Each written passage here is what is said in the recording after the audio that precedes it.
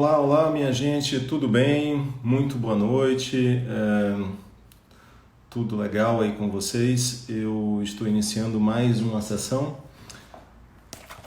ou melhor dizendo, mais um episódio da série que trata sobre a obra pelo autor.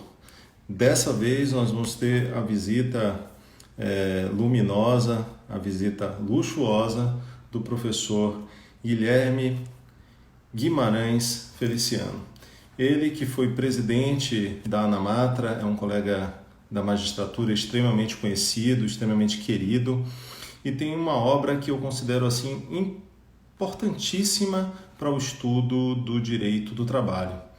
Ele até já apareceu aqui, já vou autorizar aqui o acesso do professor Guilherme, vou apertar aqui um minutinho que ele já vai de corpo presente as minhas saudações para o professor. E faço referência sobre a obra que a gente está trabalhando. Professor, tudo bem? De Boa noite, terno, é um prazer ter você de aqui. terno e gravata numa sexta-feira às 21 horas. Algumas pessoas disseram, mas sexta-feira às 21 horas? E eu dizia, mas não existem mais sextas-feiras, todos os dias são segundas-feiras. Em tempo de live, todo dia é dia. Exatamente. Pois bem, eu estava aqui referindo sobre o meu contentamento em recebê-lo aqui nessa série, né, que trata sobre obras jurídicas que são consideradas e selecionadas como obras referenciais aí dentro do direito do trabalho. E você sabe, eu gosto dessa obra, até já tive, quando fui coordenador da Escola Judicial, a oportunidade de fazer um programa semelhante, e lá a gente levava as obras de alguns autores, não somente do direito do trabalho, e ele falava sobre a obra, tinha uma oportunidade de as pessoas comprarem, pegarem no autógrafo. Aqui isso não existe, mas existe a difusão do conhecimento, a oportunidade de as pessoas conhecerem, porque certamente já conhecem, o pré-contrato de trabalho. Essa é uma obra já há algum tempo editada, já é uma obra extremamente conhecida, mas o conteúdo dela é extremamente contemporâneo, professor. Então, para todos os que estão aqui assistindo, acho que dispensa as apresentações, mas mesmo assim, para aqueles que ainda não conhecem, esse é o professor Guilherme Guimarães Feliciano. O professor Guilherme Guimarães Feliciano é magistrado, é titular de uma das varas do trabalho de Taubaté, correto?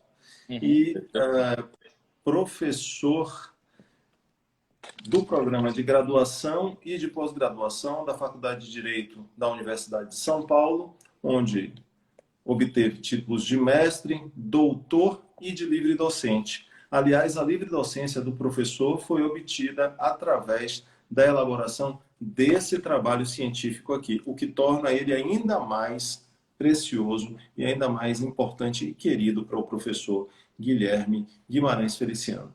E para acrescentar, o professor Guilherme tem uma relação, e magistrado Guilherme Feliciano, uma relação muito grande com o movimento associativo da magistratura, da qual foi o seu último, antes da presidente atual, a nossa colega Noêmia, foi o último presidente. E um presidente muito querido e conhecido em todo o Brasil. Então, feitas as apresentações, feitas todas apresentadas todas as honras, eu queria, professor, colega, amigo, Guilherme, que você fizesse menção sobre as razões de existir dessa obra e que falasse um pouco sobre como é que essa ideia surgiu na sua cabeça. Muito bem. Primeiro, professor Luciano, enfim, meu querido amigo Luciano Martinez, eu queria, então, registrar de novo o meu agradecimento, a minha honra, a minha satisfação. Essas suas lives já são conhecidas aqui em São Paulo. A fama das suas lives já precedia o convite que dirigiu e, portanto, eu fiquei muito feliz, muito honrado com esse convite. Quero também a todos os que estão aí, tenho visto aqui vários colegas ingressando, o Valdomiro Paes Landim, o nosso querido Pamplona, outros que provavelmente eu não vi, o querido Feitosa, enfim, vários colegas que estão aí participando, tenho certeza que advogados, estudantes, membros do Ministério Público, servidores, enfim, diletantes do direito, todos aí muito bem-vindos. Um abraço a todos vocês. Meu amigo Luciano, este livro, eu poderia falar do conteúdo dele, eu poderia falar da história. Vou falar um pouquinho da história. Eu tive enfim, o privilégio de me afastar da jurisdição, como você é possível, pela lei orgânica da magistratura, para fazer um segundo doutorado no exterior, na Universidade Clássica de Lisboa. E, digamos que o modelo de pós-graduação da Europa continental é um pouco diferente do que nós conhecemos no Brasil. Então, geralmente, você participa de um período inteiro de aulas, não é? E apenas depois disso, que seria o que entre nós corresponde aos créditos, apenas depois disso é que você se submete, digamos, a um exame, série de exames, para ser admitido, que chamam de fase da redação. E para ser admitido a esta segunda fase, deu origem a um outro livro meu, que é o Por um Processo Realmente Efetivo, você tem de apresentar para cada uma das que você cursou o que eles chamam de relatório, que na verdade é uma mini monografia sobre algum tema. E eu fiz uma dessas cadeiras exatamente direito privado. E, portanto, eu tinha de apresentar um relatório para ser admitido à fase de redação da tese. Eu tinha de preparar um relatório sobre um tema de direito privado. Eu tive a honra de ser aluno do professor Antônio Menezes Cordeiro, acho que um dos maiores civilistas do planeta, né? E provavelmente a maior autoridade do planeta em matéria de boa-fé e doutrina da confiança. Sim, Não é? sim. Aliás, um tema que também é uma referência aí da nossa querida Bahia, né? Pela obra do professor Edilton Meirelles, exatamente sobre esse tema. E à altura, me surgiu então, Luciano, esse desafio. Bom, vou falar sobre o quê? O direito privado tem, mas eu precisaria dizer algo que correlacionasse o tema com, enfim, a razão pela qual eu estava lá, ou seja, eu estava licenciado como magistrado do trabalho para um doutoramento e o conhecimento que eu produzisse deveria servir, obviamente, à minha atividade profissional. E à altura, eu me permito contar só mais esse. À altura havia, digamos, uma grande comoção na Faculdade de Lisboa, porque há mais ou menos um ano, uma grande autora, uma grande jurista, enfim, havia apresentado a sua tese de doutoramento à Universidade de Lisboa e não havia sido aprovada, o que representa uma grande frustração, ou seja, você apresenta à banca a sua tese, foi tido, portanto, em todos os procedimentos até esse momento, e a banca não aprova. E foi a professora Ana Prata, que tem, na verdade, a meu ver, a mais importante obra em língua portuguesa sobre pré-contratos. Pré-contratos em geral, contrato preliminar. E, enfim, essa é uma questão até mais política do que jurídica, imagino, mas uma das razões, pelo menos ao que soube, pelas quais ela não foi aprovada, é a de que ela não quis apresentar ao final da sua tese uma conclusão, porque ela dizia não haver conclusão, já que ela tinha feito um compêndio de tudo que havia na Europa e na própria América a respeito do tema e estabelecido as devidas correlações, mas não havia uma conclusão a tirar. E a banca não aceitou essa explicação.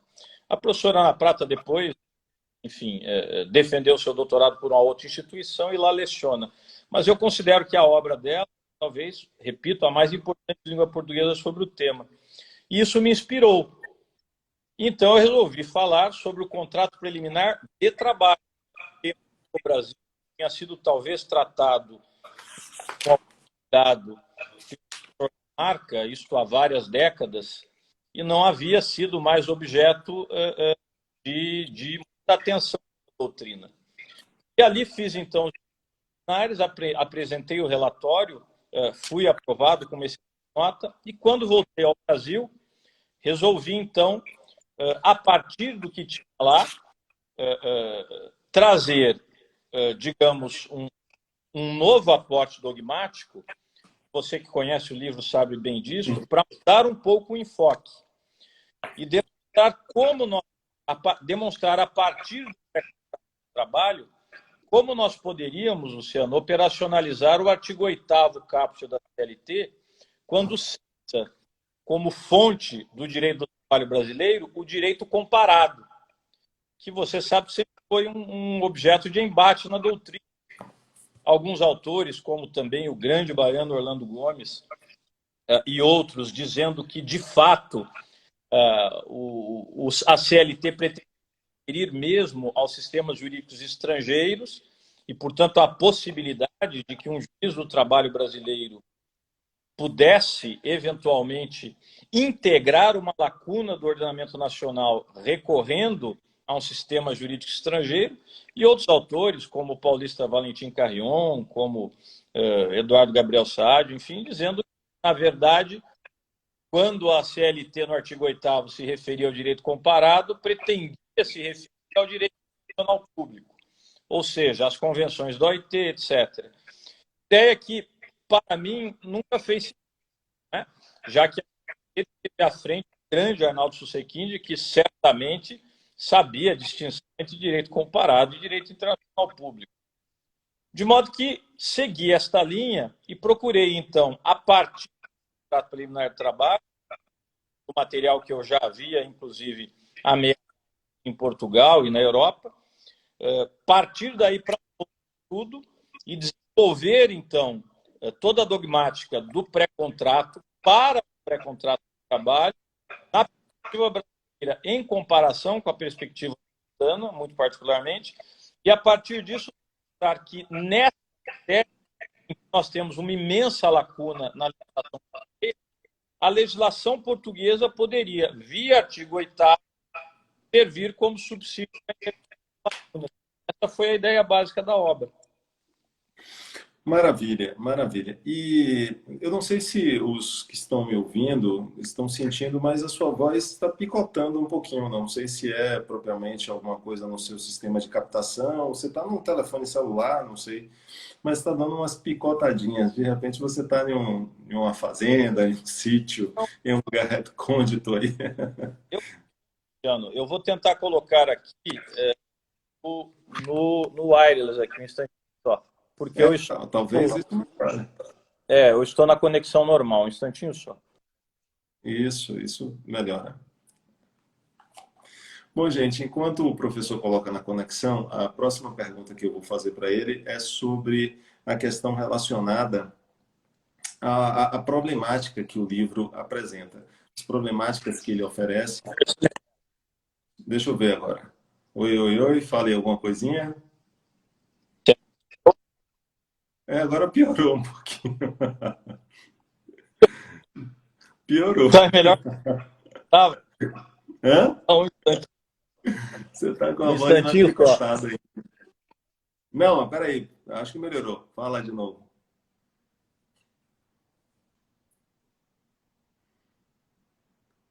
Vamos então. Tá inteligível, né? Deixa eu só saudar o pessoal que está chegando aqui. Ah, Miziara, você é uma figura. Luciano. Agora melhorou. Vamos deixar assim. Tá bom, agora sim tá bom.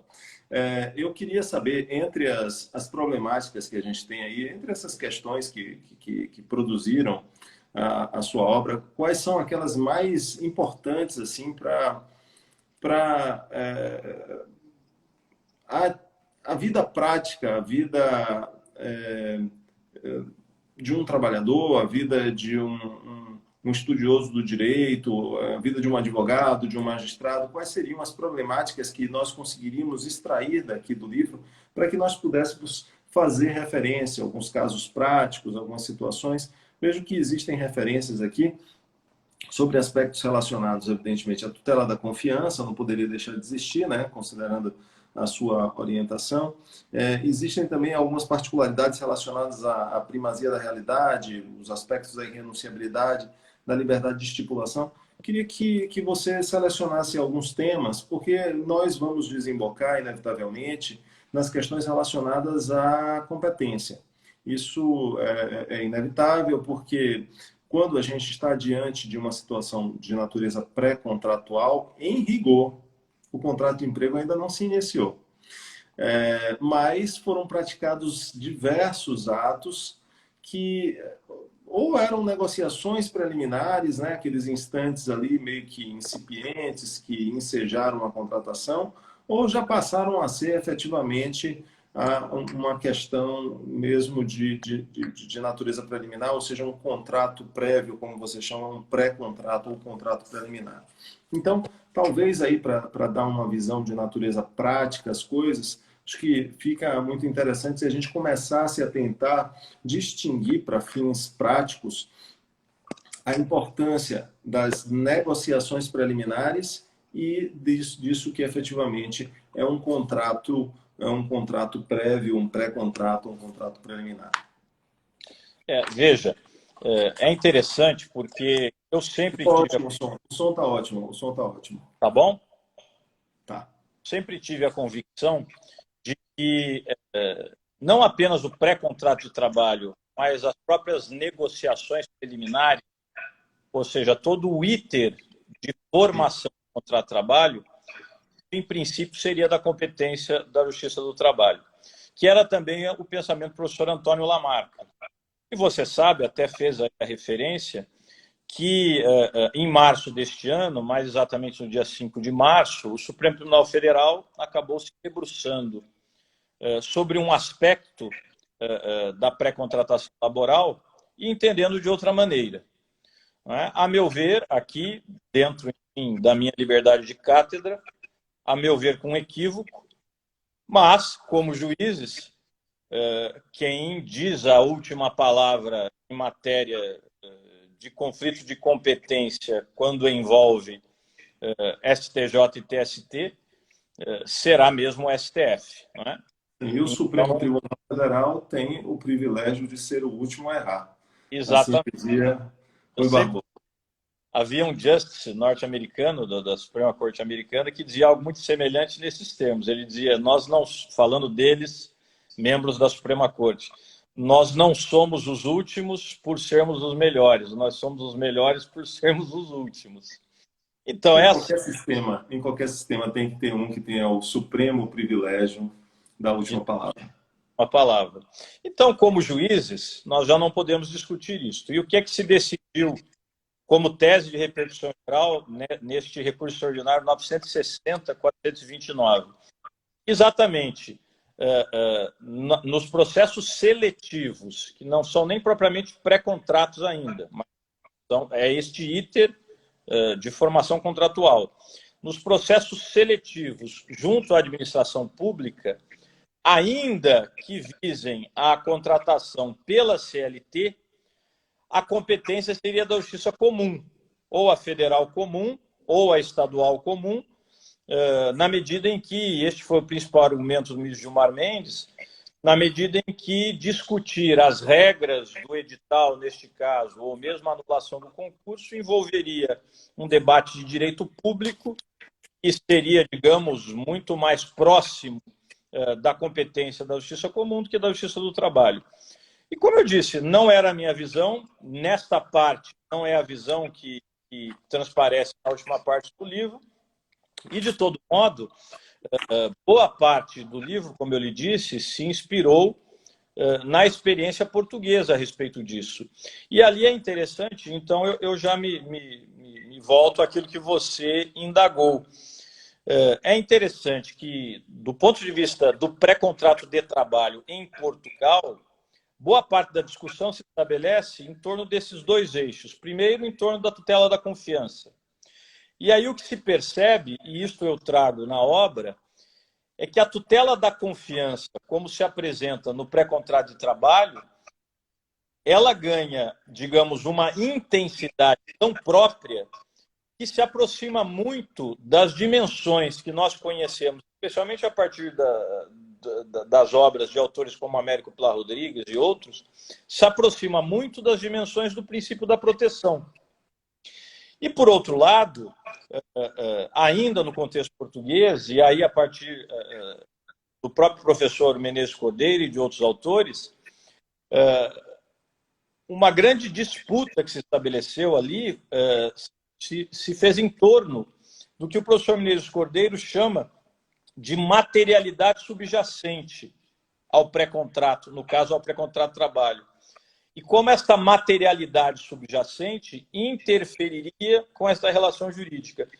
E examinando o que estes autores procuravam dizer a partir dessa ideia de materialidade subjacente, eu percebi exatamente uma inerência ao que nós conhecemos como o princípio da primazia da realidade. Então, na verdade, o foco desta tese de livre docência, nesse particular, é demonstrar como os princípios que regem o contrato individual de trabalho, na verdade, têm efeitos antecipados no pré-contrato de trabalho. E, especialmente, 3 deles: primazia da realidade, proteção e irrenunciabilidade. Então, nesses termos, veja aí um exemplo concreto. Sabemos que, num contrato de trabalho, um contrato definitivo, portanto, um contrato individual de trabalho, o empregado não poderá jamais, por exemplo, em uma cláusula, abrir mão do 13º ou do fundo de garantia do tempo de serviço. Aí o raciocínio, por extensão, me parece evidente e ninguém haveria de negá-lo. Num pré-contrato de trabalho, ou seja, imagine uma situação em que, onde esse tipo de contrato no Brasil é muito comum, desporto, não é? Desporto profissional, e muito particularmente no futebol profissional. Aquele jogador que está, digamos, jogando no meu querido Palmeiras e vai se transferir para, não sei, você é Bahia ou é Vitória? Sou torcedor do Bahia, não tenho nada contra o Palmeiras. Vai se transferir para o nosso querido Bahia. E então ele, mas veja, ele vai terminar a temporada no Palmeiras, até para não pagar multas, etc.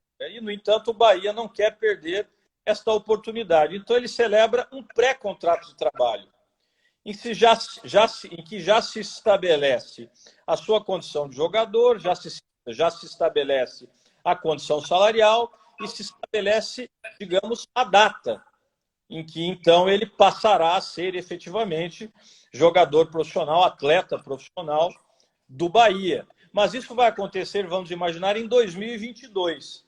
Ok, isso é perfeitamente possível. E se os elementos essenciais do contrato individual de trabalho estiverem presentes nesta pactuação prévia, eu terei um pré-contrato de trabalho, ao qual, na minha visão, nós aplicaríamos subsidiariamente o artigo 103 do Código do Trabalho português, para esta integração via artigo 8º da CLT. Pois bem, aí a pergunta é evidente. Poderia haver, neste pré-contrato de trabalho celebrado entre este jogador que ainda joga no Palmeiras e que futuramente vai jogar no Bahia, uma cláusula dizendo, olha, quando eu for jogador do Bahia, eu abro mão do 13º? Quando eu for jogador do Bahia, eu abro mão do fundo de garantia? Evidentemente que não. O que demonstra, repito, que o princípio da irrenunciabilidade se antecipa no tempo para proteger este promitente empregado. A mesma coisa quanto ao princípio da proteção, a mesma coisa quanto ao princípio da primazia da realidade. Isso é muito interessante porque, na minha visão, Luciano, renova no direito do trabalho o sentido de consenso. Porque o fato é que todos nós que operamos o direito do trabalho costumamos pensar as questões trabalhistas a partir da lógica que aprendemos com Hermílio Uriarte, enfim, com os grandes autores mexicanos, dentro da lógica do contrato realidade, não é? Ou seja, o contrato de trabalho surge a partir do momento em que eu tenho prestação de serviços em caráter subordinado, não eventual, oneroso e pessoal. Não é? Alonso Olea. Esta é a ideia. Mas quando eu falo de pré-contrato de trabalho, eu subverto esta ideia. Porque, como você bem disse, no pré-contrato de trabalho, eu ainda não tenho o fato do trabalho. E este foi o ponto em que se agarraram os ministros do Supremo, à exceção do ministro Edson Fachin, para entender que a competência não seria nossa. Pois muito bem, mas aqui, então, terá, sim, uma eminência, o consenso.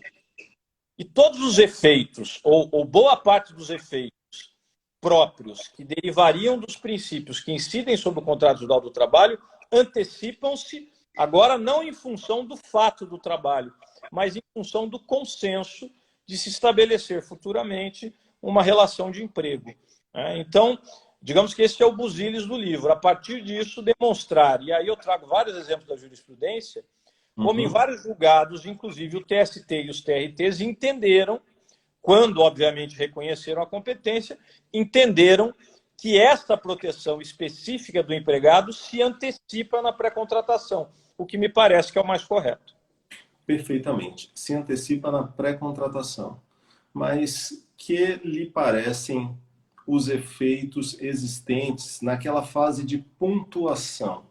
Ou seja, naquela fase em que não existe ainda pré-contratação, não existe uma promessa de formação de um futuro contrato, mas existe uma paquera. E você sabe que, às vezes, durante a paquera, o paquerador, ele exagera, né, para conseguir É o dolo.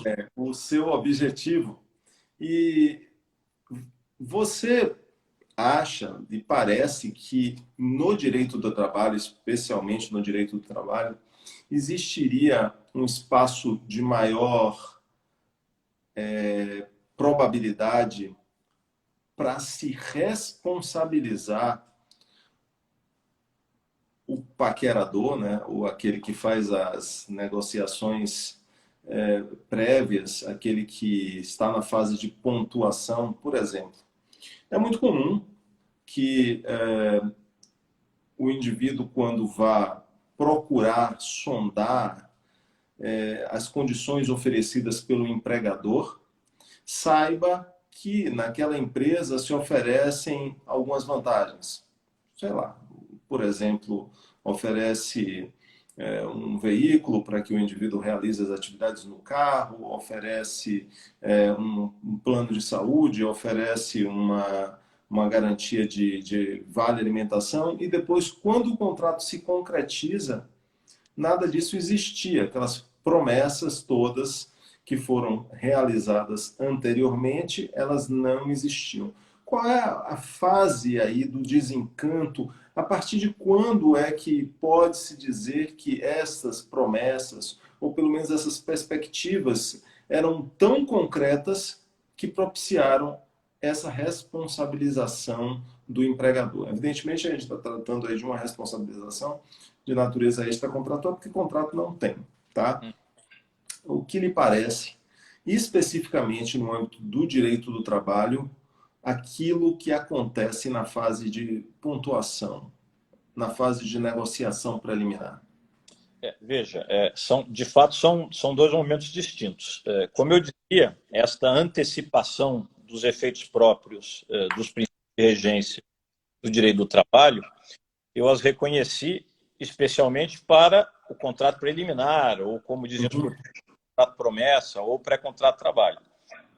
E até essa seria talvez uma questão que pudesse ser feita. Bom, mas qual é a relevância disso? Se, evidentemente, depois, quando iniciar-se a prestação de serviço, já será um contrato de trabalho, aí, evidentemente, não é? Todos os direitos próprios dessa relação de emprego se agregam, né, quase como por adesão, de novo, Orlando Gomes e Elson Gottschalk, e, neste caso, pouco importa o que dizia o pré-contrato.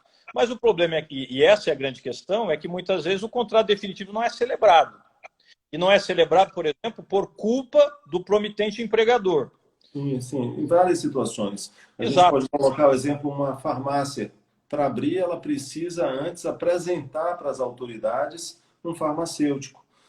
Uma faculdade de direito para que ela possa se constituir, é necessário que se apresente alguém como coordenador do curso.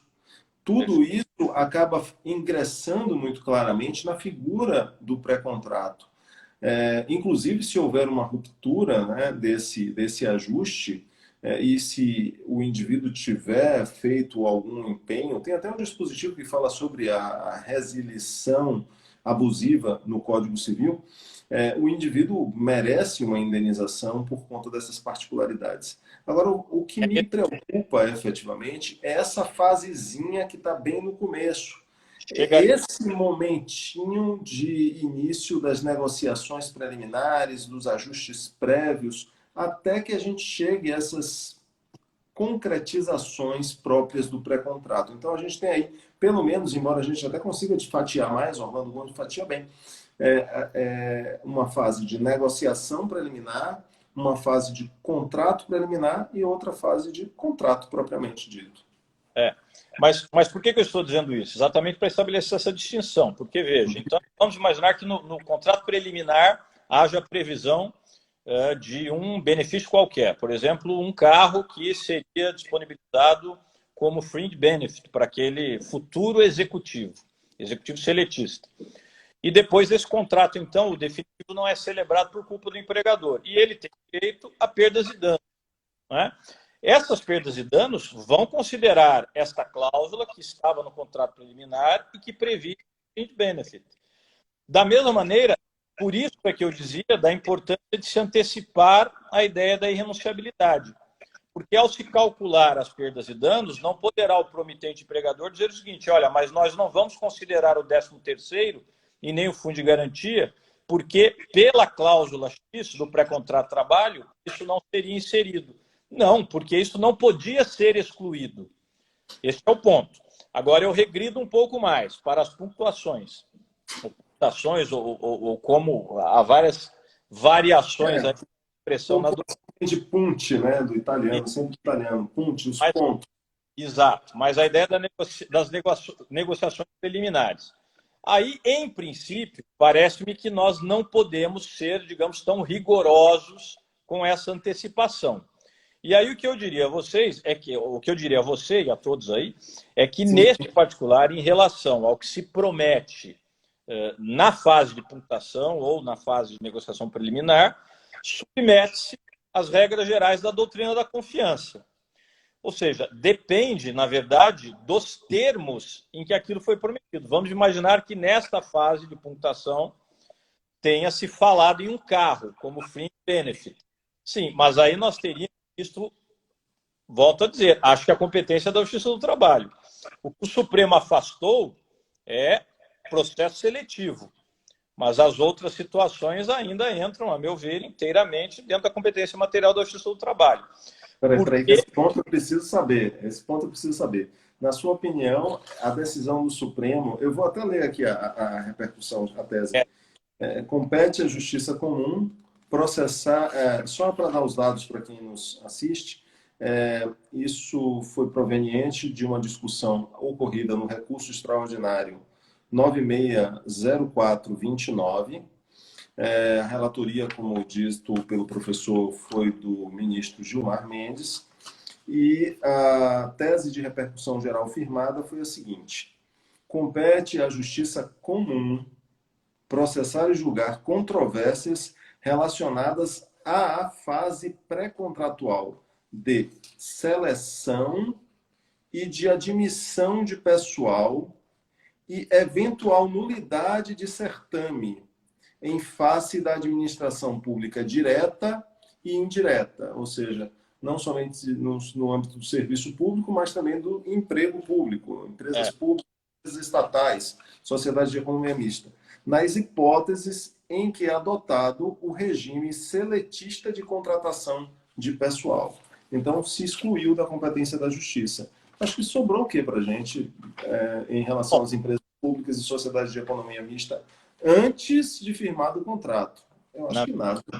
Opinião, eu obviamente, até por veso de escrita, né, já que eu escrevi a respeito, eu tenho que ser fiel ao que eu escrevi. E também o cachimbo entorta a boca, né?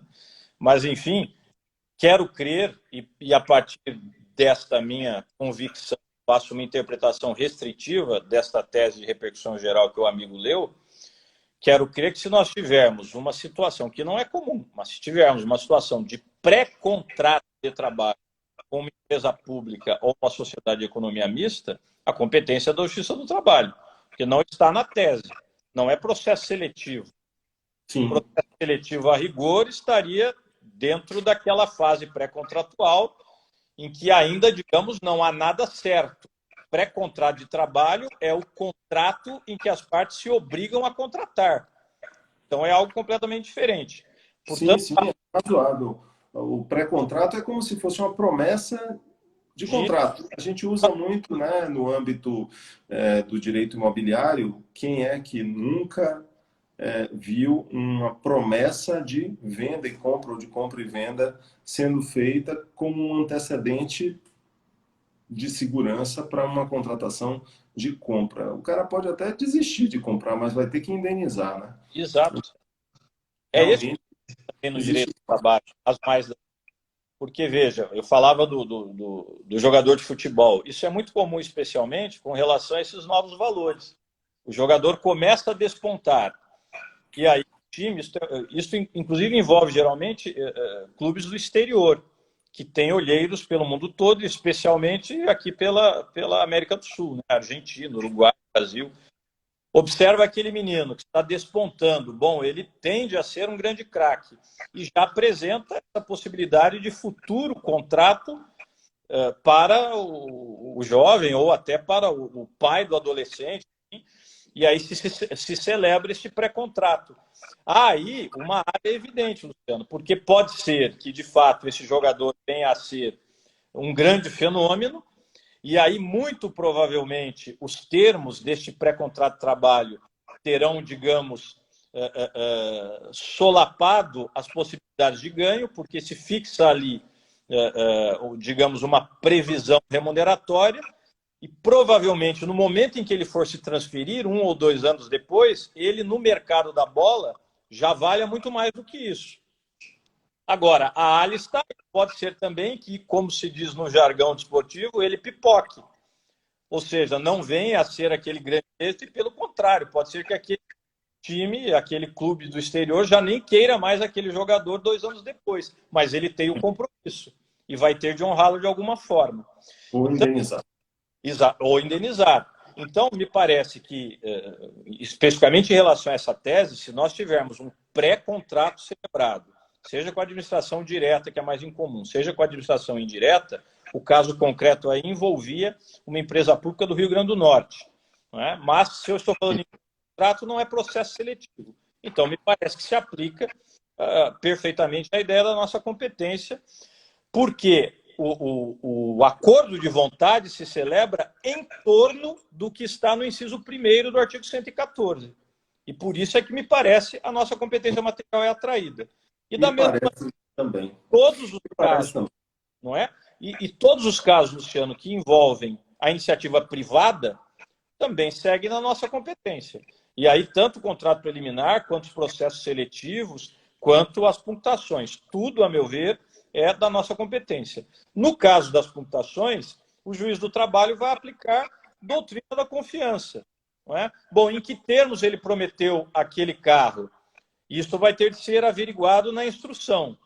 Isto foi sugerido na perspectiva de que a empresa, ao momento da contratação, tenha determinada condição em face dos concorrentes, tenha determinada posição em face da clientela, ou não. Isto foi prometido como algo definitivo. E aí vem a ideia do venire contra factum proprium. E é isso que vai ter de ser examinado. Mas já, a meu ver, se estamos falando das punctações, já sem aquela efetividade própria da irrenunciabilidade, do princípio da proteção, etc., porque ainda não tem contrato preliminar.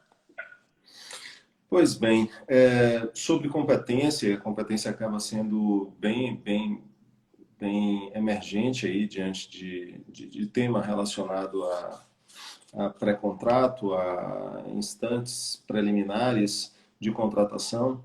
Surge aquela questão que está relacionada à contratação, ou não sei dizer se propriamente contratação, ou se instante de pré-contratação, ou de não sei exatamente como é que a gente pode classificar, mas me parece contratação mesmo, daquele trabalhador que é contactado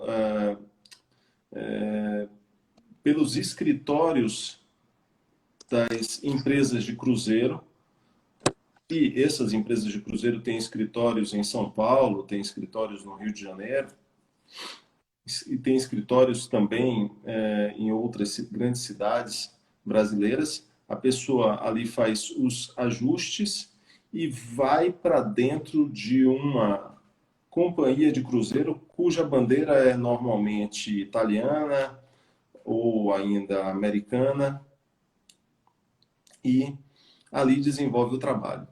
A gente sabe que há um princípio de direito internacional, que é o princípio do centro da gravidade, que permite que essa pessoa demande aqui no Brasil ou até no país da bandeira da embarcação. Essa situação que envolve esse trabalhador, ela passa pelo pré-contrato? Você acha que é contrato mesmo que se realizou no Brasil? Ou é uma questão que é apenas resolvível aí eletivamente pelo próprio trabalhador? É uma questão interessante. Eu já cheguei, inclusive, enfim, a ficar nesse tema quando juiz substituto aqui em São Sebastião. São Sebastião, enfim, é um porto relativamente importante e é da jurisdição aqui da 15ª região. E, pelo menos nos casos que eu tive ali, que não foram muitos, o que eu pude constatar, Luciano, é o seguinte: geralmente são contratos, são celebrados como contratos definitivos, apenas com a diferença de que, digamos, a prestação de trabalho começa no momento em que aquele contratado entra no convés do navio. Isso, às vezes, demora um pouco, demora semanas, às vezes demora até alguns meses.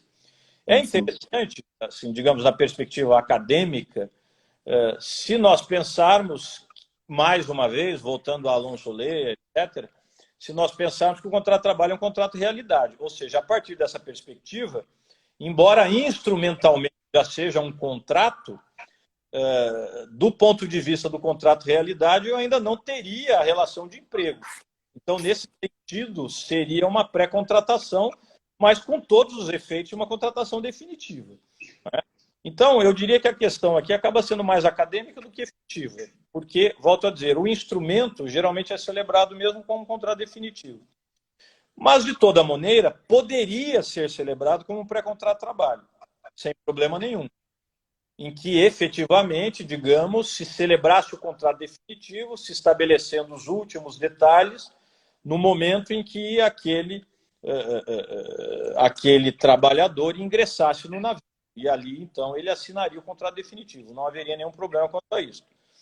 A grande questão, e você apresenta bem, enfim, primeiro, qual o juízo competente? E segundo, qual a legislação aplicável, né, nesses casos específicos? Com relação ao juízo, aqui nós temos uma situação interessante, porque geralmente nós teremos, então, alguém que praticamente durante toda a prestação de serviços prestará o seu serviço fora do território brasileiro. Sim, sim. Né? Tanto do ponto de vista geográfico, quanto do ponto de vista jurídico, porque geralmente, nesses casos, são países com outras bandeiras. Né? E nessa situação, veja, nós temos, em tese, uma situação de competência concorrente internacional, pelo menos é como eu vejo. Se nós examinarmos o artigo 23 do Código de Processo Civil, ele refere ali os casos em que, digamos, nós teríamos a competência nacional exclusiva. São casos que envolvem imóveis, etc. Há ali, acho que 4 incisos que referem quais são as condições em que, na perspectiva do direito brasileiro, a jurisdição nacional é exclusiva e, evidentemente, as relações de trabalho não estão lá. O que significa que, a rigor, este trabalhador poderia usar a sua ação para reclamar direitos que não foram atendidos durante este período em que trabalhou no navio, ele poderia ajuizá-las tanto fora do país quanto no país. E mais, isso é muito interessante, pelo CPC de 2015, em princípio não há litispendência e sequer coisa julgada. Ou seja, ele poderia ter, digamos, uma ação ajuizada na República Dominicana em função do período em que trabalhou neste navio, que vamos imaginar tivesse uma bandeira caribenha aí, e poderia ajuizá-la aqui também sem problema de despendência. A diferença entre o CPC de 2015 e o CPC Buzaide é que o de 2015, aí com a participação, mais uma vez, fazendo referência aqui aos grandes nomes baianos, uma participação muito importante do professor Fred, acho que inclusive nesta matéria, a diferença é que no CPC de 2015 se faz referência à possibilidade de convenções e tratados internacionais em que o Brasil reconheça a possibilidade de despendência. Isso, a meu ver, acaba fazendo, neste momento, toda a diferença. Por quê? Porque o Brasil é signatário do Código Bustamante. O Código Bustamante, como todos sabemos, é uma convenção internacional de direito privado. Né? Portanto, uma convenção de direito internacional privado. E no seu artigo 394, o Código Bustamante fala em litispendência. Então, nós poderíamos, a partir disso, entender que, como o Brasil é signatário do Código Bustamante, poderia haver agora, pela redação do CPC de 2015, uma litispendência se por acaso esse trabalhador ajuizasse a ação em um país estrangeiro. Na perspectiva brasileira, ou seja, ajuizando aqui, e me parece que acaba sendo sempre, na perspectiva da estratégia judiciária, a alternativa mais inteligente, aí, a meu ver, Luciano, aplica-se mesmo a hipótese do artigo 3º da Lei 7.064. Ou seja, a empresa responsável pelo contrato de trabalho do empregado, que nesse sentido foi transferido para o exterior, ou foi contratado para trabalhar no exterior, ele tem direito, primeiro, a todos os direitos mínimos da própria Lei 7.064, independentemente da lei da bandeira ou da lei do território, e, isso é muito interessante, aplicação, princípio da proteção. De novo, princípio da norma mais favorável. Aplicação da legislação brasileira de proteção ao trabalho naquilo que não for incompatível exposto na 7.064, quando mais favorável, no conjunto de normas em relação a cada matéria, ou seja, a teoria do conglobamento. Me parece que isso se aplica perfeitamente à hipótese. E se for pré-contrato de trabalho, que, como eu te disse, pela minha experiência, que não foi muita nessa área, não é comum, mas pode acontecer. E se for pré-contrato? Mesma ideia, a meu ver, até por aquela tese da antecipação. Nós vamos ter também a aplicação desse terceiro da 7.064 por antecipação às cláusulas do pré-contrato de trabalho, na minha visão. Perfeito. Perfeito. Concordo. Pensamos igualmente. Alguns estão dizendo que seu café é muito bom, que essa xicrinha aí deve estar sendo abastecida, porque ela é pequenininha para tantas goladas que já foram tomadas. Os comentários, eu estou vendo aqui, as pessoas ficam falando aí. Bom, enfim, só para sistematizar, e para quem está assistindo a gente, eu gosto da sistemática. Só lembrando, a gente está falando sobre pré-contrato de trabalho, a obra que nós estamos analisando é a obra do pré-contrato de trabalho, feita pelo professor Guilherme Guimarães Feliciano, que foi a sua tese de livre docência na Faculdade de Direito da Universidade de São Paulo. Aqui e nós... Essa daí está no original, né? Foi o que foi encadernado à época, né? Você sabe que o professor Gustavo Tepedino foi da minha banca de livre docência. Sim, eu vi a banca aqui. A banca, só para os curiosos perderem a curiosidade, foi composta pelo professor Ari Posidônio Beltrán, querido Ari, Antônio Rodrigues Freitas Júnior, o João Batista Vilela, o Gustavo Tepedino e o Antônio Álvares da Silva. Esses dois últimos, o Gustavo Tepedino da UERJ O Antônio Álvares, da Universidade Federal de Minas Gerais.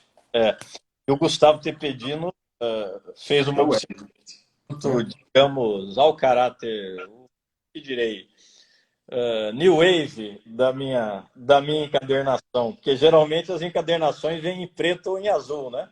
A minha é de Palmeiras. Muito bem, muito bem.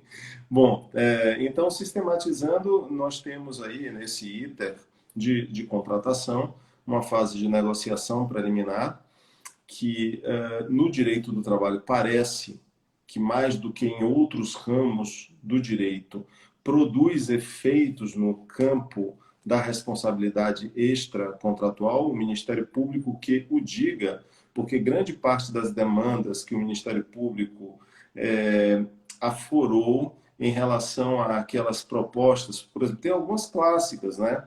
É, por exemplo, aquela da contratação de pessoas que sejam bonitas, né? Que é a questão de esteticamente boa aparência.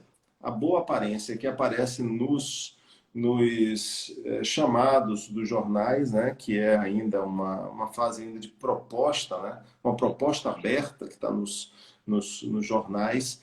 Isso aí é uma fase anterior à pré-contratação e que muitas vezes a gente encontra uma série de ajuizamentos de ação por conta disso, né?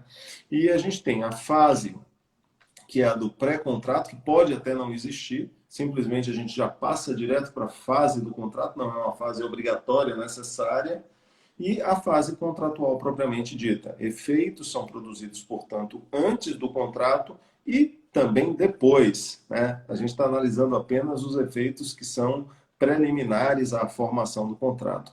Mas eu queria uma opinião sua aí nesses últimos minutos, que a gente já está se aproximando do fim. É, Quais são as razões que lhe parecem existentes para que, no âmbito da negociação preliminar, existirem tantos efeitos mais estimáveis no âmbito do direito do trabalho do que em outros ramos? Por exemplo, eu posso chegar a visitar um imóvel durante umas 15 vezes. E isso não vai demonstrar que eu tenho interesse no imóvel ou que eu vou firmar o contrato. Mas se um empregado ele for convidado a ir à empresa 15 vezes para conhecer as instalações, para ver como é, para ver como é que não é, ele pode muito bem vir depois a demandar na justiça e dizer que existia uma manifesta pretensão de que se formasse o vínculo. E não acho que isso é um absurdo, não, porque eu já tenho casos relacionados e colecionados de situações envolvendo negociação preliminar que são incríveis, né? De pessoas que acham que foram contratadas por diversas manifestações absolutamente criadoras de uma expectativa não razoável. Mas, enfim, por que lhe parece mais ocorrente isso no âmbito jurídico trabalhista? Isso é interessante, veja. Primeiro porque me parece essa sua observação que de fato condiz com a realidade, ilustra bem o que eu dizia. Esta principiologia própria do direito do trabalho acaba se antecipando ao próprio fato do trabalho. Isso, obviamente, impressiona. Isso gera, digamos, expectativas. Às vezes, até de uma maneira não consciente, os próprios advogados acabam trabalhando, especialmente nesses contextos de negociações preliminares que visam a um contrato de trabalho, eles acabam lidando com esses casos a partir da perspectiva da principiologia própria do direito do trabalho. E temos muitas discriminações havidas justamente nessa fase, Com certeza. antes da formação, né? A Lei 9.029, de 1995, trabalha inclusive nesse aspecto, né? Relacionado às discriminações que obstaculizaram a concretização de uma contratação, tendo como exemplo, me parece que máximo, mais importante, aquele relacionado a proposta oferecida muito mais às mulheres que sejam esterilizadas ou que, enfim, demonstrem que têm de alguma forma, ou que são solteiras, mas isso não significa nada mais hoje em dia, mas algum tempo atrás até significava, para que elas não estivessem se afastando do serviço em decorrência da gestação ou tivessem aquelas preocupações próprias dela, da gestação. Eu Então, até, muito isso. eu até refiro, em uma das notas de rodapé, um caso que foi julgado pela Justiça do Trabalho e que hoje, em função aí da tese de reprodução geral, não seria mais. Mas o caso de um candidato a carteiro que ajuizou uma ação na Justiça do Trabalho em face da empresa de Correios e Telégrafos, alegando discriminação no processo seletivo. E, a meu ver, com toda razão, ele teve o ganho de causa porque o que afinal aconteceu é que, digamos, ele estava fora do peso, ele aparentemente, enfim, tinha sobrepeso, ou era mesmo obeso, e isso, no final, ao tempo da contratação, foi arguído como um impedimento na medida em que, como carteiro, ele teria de caminhar, ele teria de ter uma certa agilidade, etc.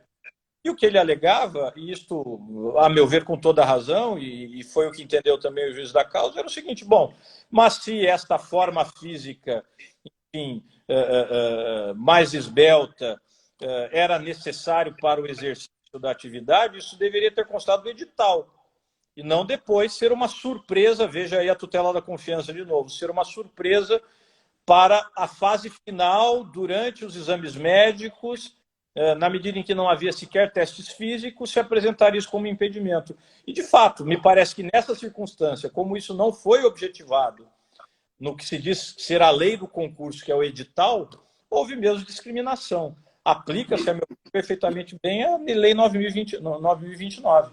Por curiosidade, ele conseguiu uma indenização. Uma indenização. Só lembrando que ninguém é obrigado a contratar, não é verdade? Essa é uma questão. Especificamente com determinadas pessoas, né? Pode ser até criar uma obrigação de contratar um determinado tipo de pessoa, né? Com características, como, por exemplo, alguém é obrigado a contratar aprendizes. Isso. Né? A lei impõe, mas não especificamente esse trabalhador. Ele foi só indenizado, correto? Porque a gente vê tudo. Isso é interessante, Luciano, porque eu gasto uma boa parte da energia intelectual deste livro discutindo isto. Execução específica em pré-contrato de trabalho. Eu vou falar bem rapidinho, porque o tempo está acabando. Mas tá mesmo, só tem um minuto. Isso vale para os dois lados, né? Para um lado, é meio evidente, até pela liberdade constitucional de trabalho. Jamais poderia o promitente empregador, de alguma maneira, obter em juízo um comando mano-militar para que o promitente empregado se apresentasse para trabalhar. Isso está fora de questão. Mas o contrário seria possível? A doutrina sempre entendeu que não, especialmente a doutrina estrangeira, porque, enfim, e eu até concordo que geralmente não seja conveniente, mas eu entendo que, em princípio, é possível, até pela aplicação subsidiária via artigo 8º da própria legislação portuguesa. Ou seja, você poderia, em tese, obrigar o empregador, o promitente empregador, a receber o promitente empregado, se fosse interesse deste. Aí, obviamente, pela mesma lógica das reintegrações que nós fazemos para quem tem contratos rompidos. E da mesma maneira, as trintes, etc. Então, do meu ponto de vista, não há impossibilidade jurídica. Pode não ser adequado à hipótese concreta, mas seria juridicamente possível. Entendi. Muito bem, foi dentro do tempo. Temos um minuto só para terminar. Eu já digo muito obrigado, foi ótimo estar com você e estar com o pessoal que está assistindo aí a nossa transmissão.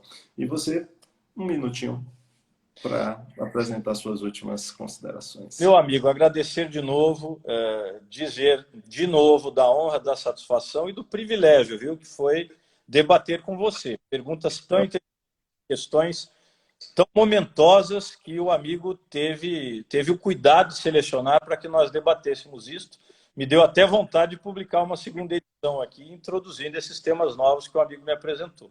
Então, muito obrigado, é uma honra, um privilégio, me chame para outros. E é isso, um abraço para todo mundo, foi uma satisfação.